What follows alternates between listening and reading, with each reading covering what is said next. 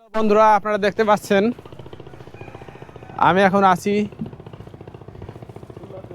তুলাতলি ভোলা।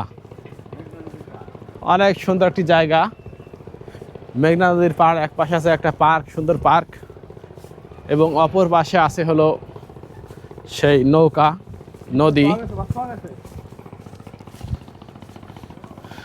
দেখতে পাচ্ছেন কত বড় মেঘনা নদী। এখানে অনেক সুন্দর বসার জায়গা।